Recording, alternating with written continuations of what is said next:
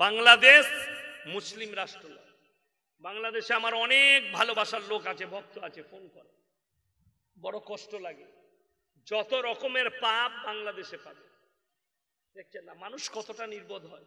কালকে দেখলাম আমাকে একজন ভিডিও পাঠাইছে, এয়ারপোর্টে, চণ্ডীগড় এয়ারপোর্টে কাঙ্কানা রানাওয়াত বলে একটা নায়িকাকে চড় মেরেছে। আমি বলেছি সেই মেয়েটাকে পেলে আমি 5,000 টাকা ইনাম দেবো। এই কাঙ্কানা রানাওয়াত মুসলমান দিকে বলেছে দেশদ্রোহী, मुगल दिखे बोले ये लोग देश को लूटा और हिंदू को मारकर मंदिर को तोड़कर मस्जिद बनाए। যদি এখানে কোনো হিন্দু ভাই আর শিক্ষিতরা থাকেন শুনেলেন, যদি মোগল সাম্রাজ্যরা ভাবতো যে মন্দির ভেঙে মসজিদ বানাবো, ভারতে একটা মন্দিরের মাথা খুঁজে পাওয়া যেত না, আর একটা হিন্দুর অস্তিত্ব থাকতো না। তারা যদি চাইতো, কিন্তু একটাও মন্দির ভেঙে মসজিদ করা হয়নি। বরঞ্চ তারা মন্দির তৈরি করে দিয়েছে দেশের পয়সা দ্বারা, রাজত্বের পয়সা দ্বারা। তাদের নামে বদনাম দিয়েছে এই মেয়েটা। কিষান যারা আন্দোলন করছিল, কিষানরা যারা বড় লোক আছেন শুনে যান, চাষিদের মাঝে মাঝে শকর আদায় করবেন। যারা আলু চাষ করছে, ধান চাষ করছে, আমাদের শকর আদায় করা দরকার। তারা চাষ করে, মেহনত করে, খাটে, তারপরে টাউনে চালটা পৌঁছায়, তাদের শকর আদায় করা দরকার। চাষাবাদ যদি বন্ধ করে দেয়, টাউনের লোক আর খেতে পাবে না। ওই জন্যে কৃষকদের ওপরে একটা দয়া রাখবেন। আমি বাজারে গেলে শাক সবজি যাদের কাছে গরিব মানুষরা বসে, আমি দাম দর করি না। আমার গলসি বাজারে শুশুনি শাক বেচছিল, আমি গিয়ে বললাম, কই গো কাকিমা 2 বান্ডিল দাও। কত করে? বলে 10 টাকা। ওরা মানে 20 টাকা করে 40 টাকা দাও। আর একজন চাকরি করে, জানি না কিসের চাকরি করে, এসে বলছে 5 টাকাই হবে না? আমরা যতগুলো মাল আছে সব আমাকে ভর, ডবল দাম দেব। ওকে দিন না। হারামখোর ডাক্তারের কাছে গিয়ে হিসেব করতে পারে না। অনেক চাকরিজীবী আছে 100 গ্রাম কুমড়ো কিনে 100 গ্রাম কুমড়ো। মাক্কি চুস শরীয়তে আছে, আল্লাহ মাল দিলে উপভোগ করবেন, কৃপণতা করবেন না, বাড়াবাড়ি করবেন না। আপনার ওয়াকাত আছে, আপনি 3 কিলো ওজনের মাছ কিনতে পারবেন, সেই মাছটাকে ঝুলিয়ে আনবেন না, কেটে কুচি কুচি করে নিয়ে আসুন, কেউ যেন না দেখতে পায়। গরিবের ছেলেরা দেখলে কষ্ট পাবে যে ওরা 3 কিলো মাছ এনেছে। ওই জন্য রসুলের হাদিস, মালটাকে লুকিয়ে নিয়ে যাও, খান, কে বললে খেতে পাবেন? আল্লাহ খাবার পয়সা দিয়েছে, খান। আর যারা মনে করছেন বেশি ভালো মন্দ খেলে টাকা শেষ হয়ে যায়, ভুল। টাকা শেষ হয় অপব্যয় আর অপচয় করলে। দুটো জিনিস কোরআনে আছে, অপব্যয় আর অপচয়। অপব্যয় কাকে বলে? অপব্যয় হচ্ছে সেই জিনিসটা ইসলাম বিরোধী কাজে টাকা খরচ করা, গানে বাজনায়, লোটোয়, আলকাপে, আপনার মদেতে, গাঁজাতে, বিভিন্ন রকম ইসলাম বিরোধী কাজে টাকা খরচ করলে কোরআনে আছে, ইন্নাল মুবাদ্দিরিনা কানু ইখওয়ানাশ শায়াতিন ওয়া কানাশ শাইতানু লিরাব্বিহি কাফুরা। হে নবী, তাদেরকে বলে দাও, পৃথিবীর মানুষকে শুনিয়ে দাও যে যারা অপব্যয় করে তারা শয়তানের ভাই। ওই জন্য অপব্যয় করবেন না, অপচয় করবেন না। বিয়ে বাড়ি হোক, মাদ্রাসা হোক, বাড়িতে হোক, জলসাই হোক, খানা খেতে বসবেন, যেটুকু প্রয়োজন সেইটুকু নিবেন। প্লেট পরিষ্কার হয়ে গেল, আরো প্রয়োজন আরো একটু নেই, প্লেটটা পরিষ্কার করে খাও। একটা দানা যদি নষ্ট করে, সেই দানাটা আপনাকে বদদুয়া দিবে। ওই জন্য নবীজির সুন্নত, প্লেটটা চেটে খাও, পরিষ্কার করে, যতটা প্রয়োজন ততটা খাও। মিশরের মুসলিম সভ্যতা পৃথিবীর প্রথম সভ্যতা, পৃথিবীর দ্বিতীয় সভ্যতা স্পেনের মুসলিম সভ্যতা। স্পেনটা কোনো ইহুদি নাসারাদের দেশ ছিল না, ইহুদি নাসারা খ্রিস্টানের দেশ ছিল না। স্পেনটা ছিল এক যুগে মুসলিম রাষ্ট্র। মুসলমানদের গণহত্যা চালিয়ে আজ সেই দেশটা তাদের হাতে গেছে। আজও যদি স্পেনে কেউ যায়, বড় বড় টাউনশিপ গুলোই দেখতে পাবেন বড় বড় মাদ্রাসার মসজিদ গুলো মদের বার আর দেহ ব্যবসার আড্ডাখানা করে রেখেছে। স্পেনের মাটিতে আজকে অবাক লাগে, আপনি নিজেকে মুসলমান বলছেন, নামাজও পড়ছেন, রোজাও রাখছেন, সবই করছেন, জলসা জুলুস সব হচ্ছে, আপনি মুসলমানের রীতি রেওয়াজ মানছেন, কিন্তু আপনি নিজেই জানেন না যে আপনার অস্তিত্বটা শুরু কোথা থেকে, আপনার অস্তিত্ব বজায় থাকবে কোন জায়গা থেকে, এটাই আপনার জানা না। স্কুল কলেজ ইউনিভার্সিটি যেগুলো দেখছেন, শিক্ষার আঙ্গিনা যেগুলো দেখছেন, এটার স্টার্ট, এটা শুরুয়াত রাসূল আকরাম সাল্লাল্লাহু আলাইহি ওয়াসাল্লামের হাত ধরে আল্লাহ করেছেন। জোরে বলুন সুবহানাল্লাহ। কোরআনে পৃথিবীর বুকে আল্লাহ বুনিয়াদ রাখলেন যে ভাষাটার দ্বারা, সেটা হচ্ছে ইকরা বিসমি রাব্বিকাল্লাযী খালাক। হে নবী পড়ো, শিক্ষার দ্বারা, এডুকেশনের দ্বারা। আমি 100 টাকা চা খেতে দেব, যদি এখানে কোন শিক্ষিত লোক বলতে পারেন কলমের আবিষ্কার কোন বৈজ্ঞানিক করেছে, একজন যদি শিক্ষিত থাকতে পারে, আমি পকেট থেকে 100 টাকা বার করে চা খেতে দিয়ে যাব। আমি মূর্খ, আমরা মাদ্রাসা ছাপ, স্কুলে যাইনি, প্রফেসর, এমএসসি, বিকম যদি কেউ থাকেন বলে দেন, শুনে যান ইতিহাস। তোমার কোন বাপের বেটা বৈজ্ঞানিক নয়। পৃথিবীর বুকে কলমের আবিষ্কার করেছেন আল্লাহ রাব্বুল আলামিন রাসূল আকরাম সাল্লাল্লাহু আলাইহি সাল্লামের হাত দ্বারা। কোরআনে আছে আল্লামা বিল কলম, হে রাসূল তুমি কলমের সাহায্যে শিক্ষা নাও। জোরে একবার বলুন সুবহানাল্লাহ। কলম নবীজির হাত দ্বারা। কাঠের গাছের ডালের কলম তৈরি হতো চেচে, রাসূল শিখিয়েছেন, নবীজি আবিষ্কার করেছেন, আল্লাহ রাসূলের হাত দ্বারা আবিষ্কার করলেন। আবিষ্কার মানে সৃষ্টি নয়, আবিষ্কার মানে হচ্ছে খুঁজে পাওয়া।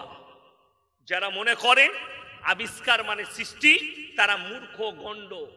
আবিষ্কার মানে খুঁজে পাওয়া, সৃষ্টি নয়। সৃষ্টিকর্তা একজনই আছেন, তিনি হচ্ছেন আমার রব্বুল আলামিন। আল্লাহ ছাড়া পৃথিবীতে দ্বিতীয় কোনো সৃষ্টিকর্তা নেই। চলুন, এখানে এতগুলো মুসলমান বসেছেন, উত্তর দিবেন আমার কথা। প্রত্যেকটা মুসলমানের জন্য দ্বীনি ইলম হাসিল করা কি বাবা? কথা বলে না, ফরজ। এটা মেমারি থানা তো নাকি?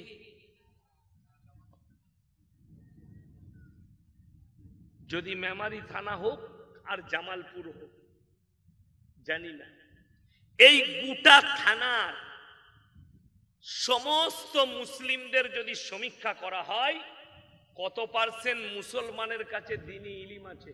আমি চ্যালেঞ্জ ছুড়ে বলে গেলাম 95% মুসলমানের কাছে দ্বীন নাই।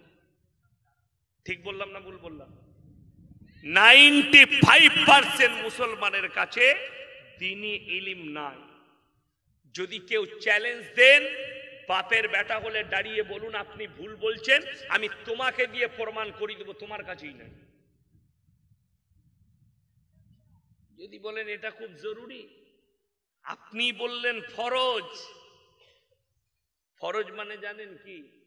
আল্লাহর হুকুম, মারাত্মক জরুরত দ্বীনি ইলমটা। কেন, কতটা, ওইটা বুঝতে হবে আপনাকে।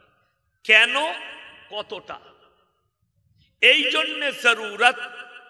অতটা ইলম তোমরা হাসিল করো যতটা করলে হারাম হালালটা চিনতে পারো, দ্বীন আর বদ্দীন চিনতে পারো, শিরক আর বেদাত চিনতে পারো, কুফরি চিনতে পারো, হারাম হালাল চিনতে পারো।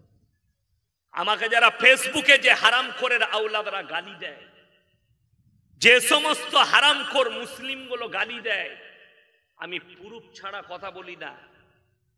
আমার মোবাইলে প্রুফ আছে। আমি গাড়িতে আস্তে আস্তে দেখতে দেখতে আসছিলাম, সেই গ্রামটাও জানি, সেই ব্যক্তিকেও চিনি, হয়তো তাদের কোনো আত্মীয়র বিয়ে হচ্ছে, ফেসবুকে দিয়েছে, আই বড় ভাত না কি বলে আমাদের সমাজে জানি না, আমি তো বিয়ে করেছি ওইসব জানিও না, কিছু হয় নাই আমার, ডাইরেক্ট বিয়ে করতে গেছে। আমাদের তো অনেক নিয়ম আছে, ক্ষীর খাওয়ানো, আই বড় ভাত, লগ্ন, কি কি সব আছে অমুসলিমদের মতো। তো আই বড় ভাত, প্যান্ডেলে ছেলে মেয়ে ড্যান্স করছে, ভিডিও ছেড়েছে ফেসবুকে খুশি করে, আমার বেটার বিয়েতে ড্যান্স হচ্ছে, হিজড়ে নাচাচ্ছে, ফেসবুকে ছেড়েছে। তোমরা আমাকে গালি দাও, তোমরা মৌলবীদিকে গালি দাও।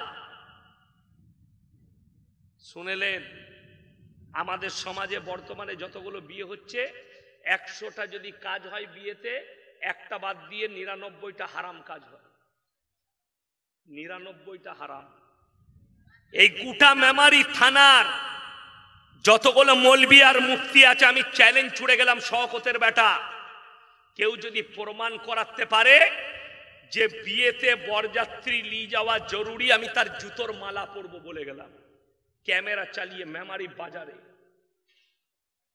কেউ যদি বাপের বেটা থাকে প্রমাণ করা, আমি 2 ঘন্টা স্টেজে আছি, সেই মৌলবীকে নিয়ে আসুন যে ইয়াসিন সাহেব ভুল বললেন, 100-150 বরযাত্রী নিয়ে যাওয়া যাবে।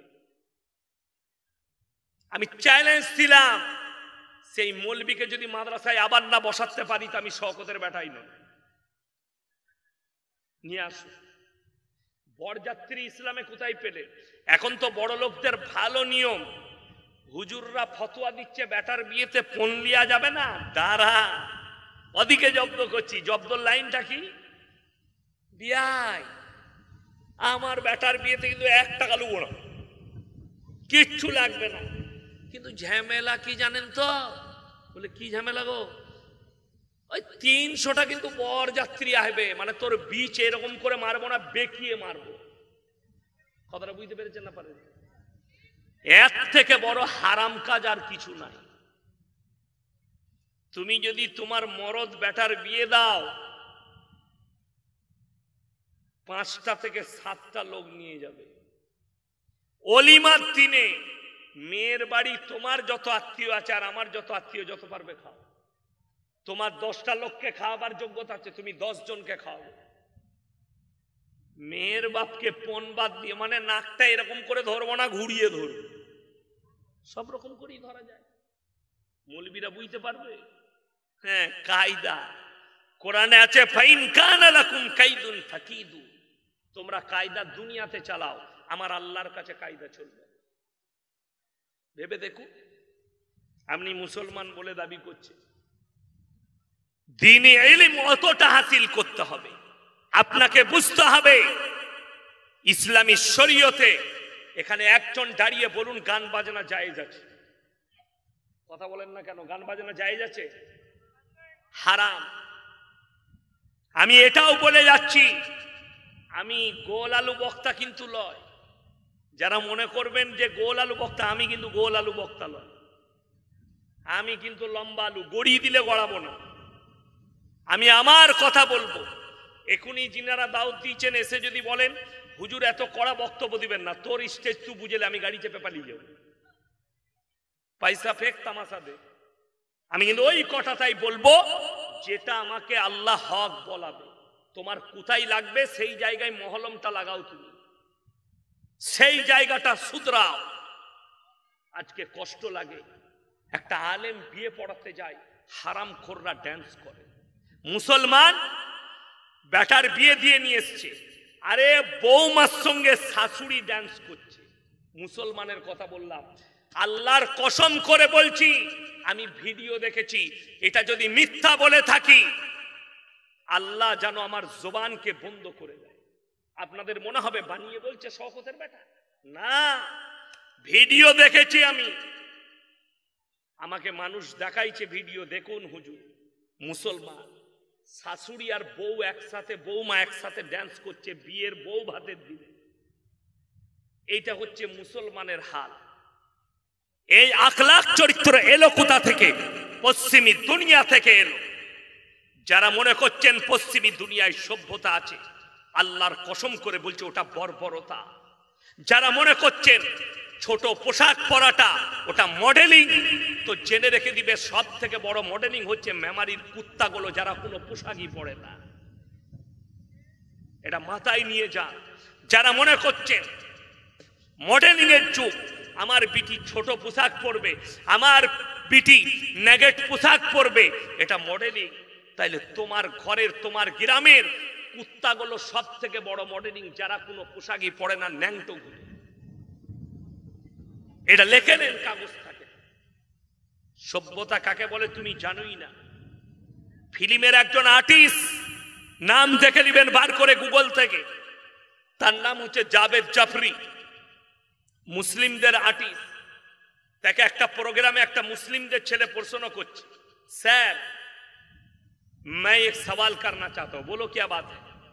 बोले पूरे दुनिया के लोग अभी दुनिया के पीछे भाग रहे हैं, দুনিয়ার মানুষ দুনিয়ার পেছনে ছুটছে। তিনি এত সুন্দর উত্তর দিয়েছে, যদিও আমি ফিল্মি দুনিয়ার আর্টিস্ট দিকে পছন্দ করি না, কিন্তু তার উত্তরটাই আমি খুশি হয়েছি। কি উত্তর দিয়েছে জানেন? মুসলমান तू 1400 साल पीछे चला जा, दुनिया तेरे पीछे भागेगी। मुसलमान তুমি 1400 বছর পেছনে চলে যাও, দুনিয়া তোমার পেছনে ছুটবে। এই মানেটা বুঝতে পেরেছেন? এই মতলবটা বুঝতে পেরেছেন? এই মানেটা যারা বুঝে যাবে তাদের মধ্যে দিন ফিরে আসবে। এটা ইশারা করেছে যে তোমরা রাসূলের আখলাক আর চরিত্রকে আখলাককে ধরে নাও, দুনিয়া তোমাদের পেছনে ছুটতে শুরু করবে। আমাদের মৌলবীদের বেতন ক টাকা? মেমারিতে সব থেকে কোটিপতি লোক মরে গেলে জানাজার নামাজ কে পড়াবে? এমএলএ তো নাকি? না পঞ্চায়েত প্রধান? 5000-এর মৌলবী পড়াবে, যাদের বেতন 5000 টাকা, কিছুই নাই। হাদিস শোনাবো এর পরে। আমার মাদ্রাসায় আমার বেতন 11,000 টাকা, আল্লাহ চালিয়ে দিচ্ছে, চলে যাচ্ছে আলহামদুলিল্লাহ। কিন্তু বিশ্বাস করুন, যে জায়গার ইচ্ছা করি না এই জায়গায় যাব না, যেটা খেতে ইচ্ছা করি না আল্লাহ সেটা দস্তরখানে পৌঁছে দেয়। আমি 1 সপ্তাহ আগে গুজরাটে ছিলাম, 1 সপ্তাহ সফর করে এলাম, 5 দিন আগে ফিরলাম। তো আমি তাদেরকে চিনিও না, এমন এমন লোক দাওয়াত দিয়েছে আমাকে। আমার কাছের মানুষ, অন্তরের মানুষ, আবুল ভাই পান্ডুয়াই বাড়ি, হোটেলে নিয়ে গেল খাবার। খাবারগুলো যখন টেবিলে এলো আমাকে বলছে, ভাই কি খাবেন? আমি বললাম বড় লোকরা জানে, আমরা আমাদেরকে আল্লাহ লিখে দিয়েছে লোকের ঘরে খাবি, যা দিবেন তাই চাবে, খাবার হালাল হতে হবে। মৌলবীদের তকদিরে আল্লাহ লিখে দিয়েছে লোকের ঘরে খাবে। আপনি বলুন কি কি সব অর্ডার করলো, খাবারগুলো ভালো দামি খাবার। আল্লাহর শুকর আদায় করলাম ফজরের নামাজে। আল্লাহ ইজ্জত তুমি দাও। হাদিসটা শুনেলেন, আল্লাহর রাসূল বললেন, হে আমার সাহাবীরা শোনো, যারা আল্লাহর রাস্তায় দিনের পথে থাকবে আল্লাহ মৃত্যুকাল পর্যন্ত তাদেরকে ইজ্জতের রুচি দান করবে। জোরে বলুন সুবহানাল্লাহ। আপনারা মনে করছেন টাকার দ্বারা সুখ পাওয়া যায়, টাকার দ্বারা আরাম পাওয়া যায়? কি মেমারিতে বড় লোক আছে আপনাকে বলে দিই, কলকাতায় দামি দামি বড় লোকরা যারা BMW গাড়ি চাপে, করোড় করোড় টাকার মালিক, বিবির পাশে শুতে পাই না, বউ সই কুকুরের সঙ্গে উ মদ খেয়ে সুপার উপরে শো। খোঁজলেন কলকাতায় গিয়ে। আর আপনি আলু চাষ করেন, সকাল হলে ধান চাষ করেন, ধান কাটেন, লোকের দোকানে কাজ করেন, কর্মচারী, শাক সবজি, বাড়িতে একটু ডাল আলু রান্না হয়েছে, এক দস্তরখানে বিবির সঙ্গে খেয়ে এসা নামাজ পড়ে বিবির গলায় হাত রেখে ঘুমাতে পেরেছেন ফজর পর্যন্ত। আপনি সিজদায় পড়ে ফজরের সময় কাঁদুন, আল্লাহ তোমার শুকর আদায় করে শেষ করতে পারবো না। আল্লাহর কসম, তোমার থেকে বড় সুখী পৃথিবীর কোনো কোটিপতি নয়। আর 1000 কোটির মালিক, কিন্তু খেতে পাই না। কষ্টটা এইটাই, দুঃখটা ওইটাই। আর আপনি মনে করছেন দামি দামি খাবার পাবে, তাই না? পয়সা থাকলে খেতে পায়। আরে জিজ্ঞেস করে আসুন কতগুলো মন্ত্রী জেলে আছে, কত এমএলএ এমপি জেলে আছে, জেলের কুঠরিতে আছে। আল্লাহ ইমামকে বা ইজ্জত বড়ি করে রেখেছে, দাড়ি টুপিওয়ালাকে আল্লাহ বা ইজ্জত বড়ি করেছে। আজকে মুসলমান তো হারাম হালাল চিনে না, দিন আর বদ্দিন চিনে না। এই সমাজ যদি পণ যারা লিখছে তাদের বিয়েকে যদি অ্যাভয়েড করতো, এই সমাজের হিম্মত হতো না আর বিয়েতে পণলি। গান বাজনা যেখানে হবে সেখানে গ্রামের মানুষ বয়কট করব তোমার বিয়েকে, কেউ খেতে যাবে না, গান বাজনা করার হিম্মত আর হতো না। কষ্টটা ওই জায়গায়। এই মৌলবি শওকতের বেটা, আমি 12টা বৎসর বিয়ে খাওয়া ছেড়ে দিয়েছি। 17 বৎসর আমার এই স্টেজ হচ্ছে জলসা। আজকে মোবাইল সোশ্যাল মিডিয়া এসছে বলে তা নয়, আমি 17 বৎসর স্টেজে আছি। যে বৎসর থেকে আমার বিয়ে হয়েছে ফারেগের পরে, সেই বৎসর থেকে আমি স্টেজে চেপেছি জলসা। 12 বৎসর বিয়ে খেতে যাইনি, বেঁচে যায়, মেপে যায়। 12 বৎসরে 12টাও বিয়ে খাইনি, তাও ঘরের ভেতরে বসিয়ে খাওয়াতে হবে, প্যান্ডেলে নয়। আমার পুরসা গ্রামে গিয়ে খোঁজলেন, আমার গলসি থানায় খোঁজলেন, আমার কি বন্ধু নাই? দামি দামি বন্ধু আছে, কাছের লোক আছে। যদি কেউ বলে দেয় ইয়াসিন সাহেবের স্ত্রী, শওকত সাহেবের স্ত্রী কারুর প্যান্ডেলে বসে খেয়ে গেছে, আমি শওকতের বেটা নিজের জুতোর মালা পরবো ভিডিও করে। চ্যালেঞ্জ, একটা যদি বড় লোকও বলতে পারে, এটা আমি চ্যালেঞ্জ দিলাম। ভিডিও রেকর্ডিং হচ্ছে, সবাই শুনবে, আমার এলাকার লোকও শুনবে, আমার গ্রামের মানুষও শুনবে। কারুর প্যান্ডেলে খেতে যাই না। আর আমাদের জীবনে বেঁচে থাকতে, বাপ বেটা বেঁচে থাকতে আমার পরিবারের কেউ খেতেও যাবে না, হিম্মত নেই। উলামাদিকে জিজ্ঞেস করুন নিকাহটা কোথায় হতো। রাসূল আকরাম সাল্লাল্লাহু আলাইহি সাল্লামের জামানায় বিয়ে হতো মসজিদের ভেতরে, বিচার হতো মসজিদের ভেতরে, নিকাহ হতো মসজিদের ভেতরে। এটা যখন প্যান্ডেলে এসছে, বিচার যখন কিলাবে গেছে, তখন মিথ্যায় ভরে গেছে, অন্যায়ে ভরে গেছে। আর মসজিদের ভেতরে হলে মিথ্যা বলার সুযোগ ছিল না। বড় কষ্ট লাগে। আপনি কি মনে করছেন? শুনে যান, যারা গ্রামের দায়িত্বে, যে গ্রামের হোক, যারা নেতা থাকবে, বিচারক থাকবে, দায়িত্বে থাকবে, আল্লাহর কসম খেয়ে বলে যাচ্ছি, অন্যায় বিচার করলে কিয়ামতের দিনে আটকানো হবে তাদেরকে। তুমি যদি কাবা ঘরে তাহাজ্জুদ পড়ো আর তুমি যদি জুলুম করে থাকো নেতা হওয়ার পরে, তোমাকে আল্লাহর কসম করে বলছি ছাড়া হবে না কিয়ামতের দিনে। তোমার জন্য যদি কাবা ঘরের ইমাম দোয়া করে তাও রিহাই পাবে না, তুমি লেখে নিয়ে যাও। ওই জন্যে বিচারক হলে খুব সাবধান। ভাই আমাকে বলো না, আমি বিচার করতে পারবো না, বড় কঠিন, বড় কঠিন। আমাকে তো আমার এলাকায় কোনো বিচারে ডাকলে আমি বিপদে পড়ে যাই। নামাজ পড়ি, আল্লাহর কাছে কাঁদি, আল্লাহ আমার দ্বারা, আমার বিচারের দ্বারা যেন অন্যায় না হয়ে যায়, আমি যেন ন্যায় বিচার করতে পারি, আল্লাহ আমি যেন হক বলতে পারি। আমি সবসময় দোয়া করি এটা। কোনো ফয়সালায় গেলে আমি 2 রাকাত নামাজ পড়ে বের হয়, আল্লাহ আমাকে এই জায়গায় তুমি পাঠাচ্ছ, আমি যেন হক বলতে পারি, হক ফয়সালা করতে পারি। তা না হলে তোমার কাছে হিসেব দিতে পারবো না। তুমি যে জায়গাটা দিয়েছো এই জায়গা যেন ধরে রাখতে পারি। আমার মুসলমান ভাই, আপনি কি ভাবছেন শরীয়তটাকে আল্লাহ সহজ করেছে, আপনি কঠিন করেছে? কে বলছে বিয়েতে খুশি মানানো যাবে না? যাবে। হাদিসে আছে ঢাপ বাজানো, ঢাপ, হাদিসে আছে ঢাপ বাজাতে পাবেন। নবীজি জামানায় ঢাপ বাজানো, দপ দপ দপ করে আওয়াজ, সেই যুগ আর নাই। আজকে দেখুন কে রাজনৈতিক দল জিতেছে জানি না, মুসলমানরা গান বাজনা করে রং খেলে, তারা বিজয় মিছিল করছে। ইসলামী শরীয়তে বিজয় মিছিল জায়েজ আছে, আপনি বিজয়ের উৎসব মানাতে পারেন। সাহাবীরা যখন যুদ্ধে জিততেন তারা উৎসব করতেন, তারা খুশি মানাতেন। কিন্তু তোমার মতো মদ খেয়ে ড্যান্স করে নয়, তোমার মতো রং খেলে নয়, তোমার মতো মাতলামি করে নয়। তুমি খুশি প্রকাশ করো, কিন্তু মদ খেয়ে নয়, রং খেলে নয়, গান বাজিয়ে ড্যান্স করে নয়, লোককে ক্রিটিসাইজ করে নয়। ইসলাম তুমি জানো কি? জানোই না। খুশি তোমরা মনে করছো তোমরা একা খুশি। আরে আমাদের বর্ধমান, পূর্ব বর্ধমানের দিলীপ ঘোষ হেরে গেছে, আমি বেশি খুশি হয়েছি, তোমার থেকে বেশি খুশি হয়েছে। আমি কোনো রাজনৈতিক লোক নয়, তোমার থেকে বেশি খুশি মানিয়েছি।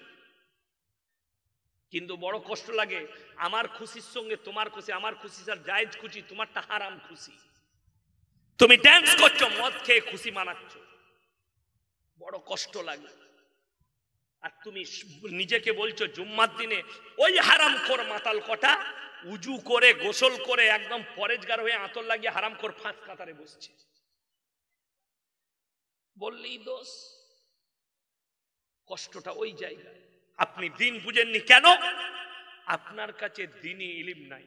যদি বলেন হুজুর কোথায় আমল করব, কোথায় ইলিমটা শিখব, হয় কোনো বড় আলেমের কাছে উঠা বসা করে হোক, বড় আলেমের লেখা বই পড়ে হোক, বাংলা কোরআন হাদিস পড়ে হোক, অতটা ইলিম তোমাকে হাসিল করতেই হবে। বেঈমান কাফেররা জাল ছুড়েছে, জালটাকে চিনতে পারবে। এই আমাদের বর্ধমান জেলার অনেক ছেলে, আমাদের এলাকার অনেক ছেলে, বীরভূমের ছেলে ডাম্পার চালায়, লরি চালায় হাই রোডের সাইডে। মুসলিমদের ছেলে, শুনেলেন হারাম হালাল কি ছিল?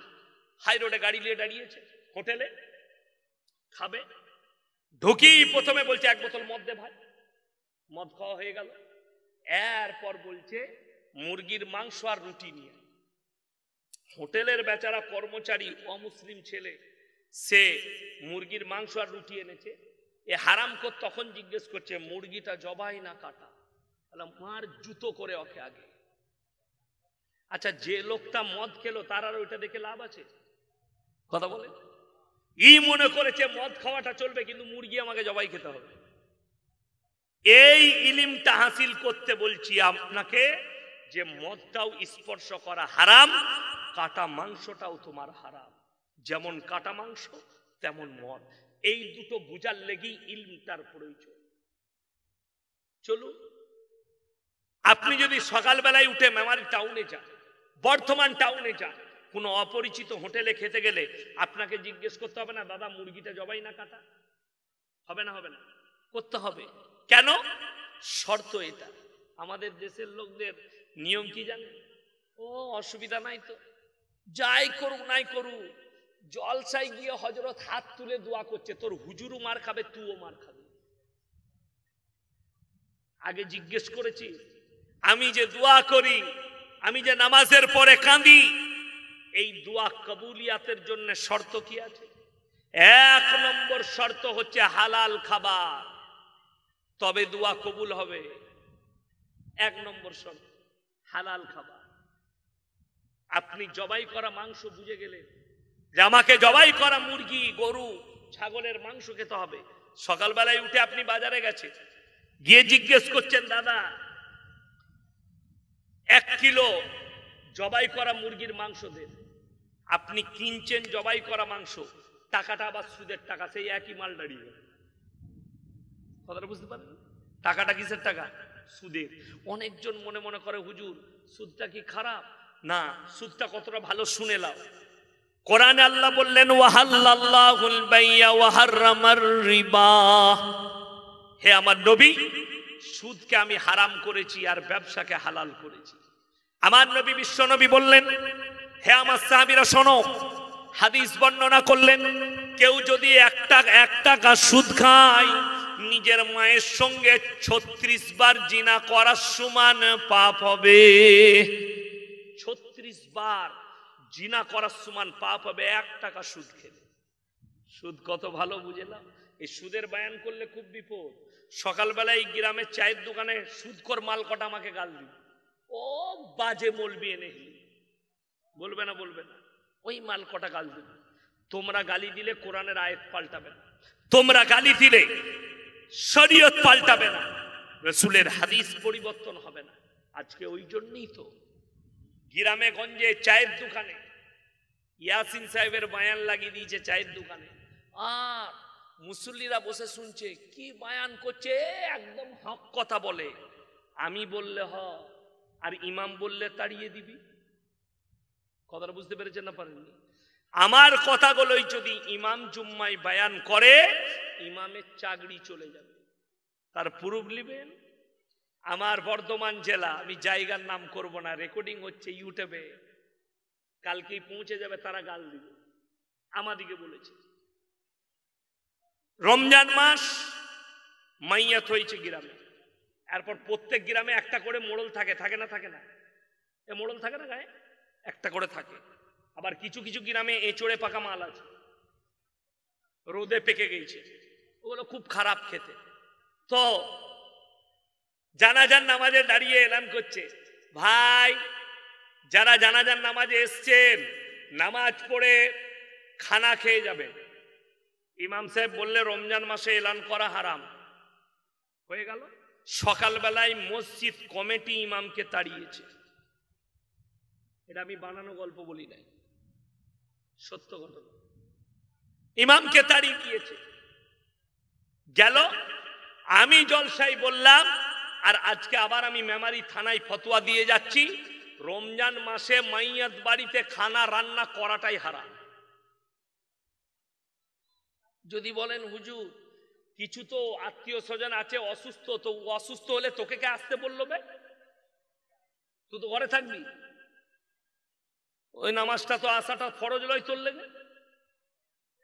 নিকট আত্মীয় হলেও ফরজ লয়। তোমার আসতে পারো, তুমি যদি সুস্থ হও জানাজার নামাজ পড়তে পারবে, মাটি দিতে পারবে। হারাম করে এক পায়ে খুঁড়া মাল খেতে চলেছে, গোসে আলু, গাড়িতে চেপে, চলতে পারে না ভালো করে, পায়ে বাত হয়েছে, না আমার অমুক খাইবে, দে বাইকে চেপে চলেছে, দিয়ে বলছে আলু গোসতে। রোজা রাখতে পারে না, রোজার মাসে খানা রান্নাই করা যাবে না। করতে পারে, বাড়িতে বাচ্চা ছেলে যদি থাকে, সেই বাচ্চাদের জন্য বাড়িতে ব্যবস্থা হবে। কারা করবে? হাদিস শুনেন। দ্বিতীয় নম্বর, যার বাড়িতে মাইয়াত হচ্ছে তার বাড়ির যদি খানা রান্না করা হয়, সেই খানা খাওয়া জায়েজ নাই শরীয়তে। যার বাড়িতে মাইয়াত হয়েছে তার বাড়ির খানা যদি হয়, খাওয়া চলবে না। হাদিসে আছে, রাসূল আকরাম সাল্লাল্লাহু আলাইহি সাল্লাম বললেন, যার বাড়িতে মাইয়াত হবে তোমরা 3 দিন তার বাড়িতে চুলা জ্বলতে দিও না। এটা রাসূলের হাদিস। প্রতিবেশীর হক। পাড়ার লোক, গ্রামের লোক রান্না করে খাওয়াবে, কিন্তু তার বাড়ির খানা রান্না হবে। এই বর্ধমান জেলাতে এমন একটা থানা আছে, নাম করব না, কি বুঝলেন? কি করে? খালি লোক মল্লি হচ্ছে, গোয়ালের গরু নিয়ে এসে জবাই করবে। হ্যাঁ, আমি বললি খারাপ, আমি দেখেছি নিজের চোখে। আবার সে যা বটে বটে, কুটুম দিকে আলু গোশ খাওয়াচ্ছে, আর কষা গোশ এক বালতি পালুয়ের ভেতরে ভরে রেখেছে। সবারই হয়ে গেছে। আমি এক আত্মীয়র বাড়িতে গেছি,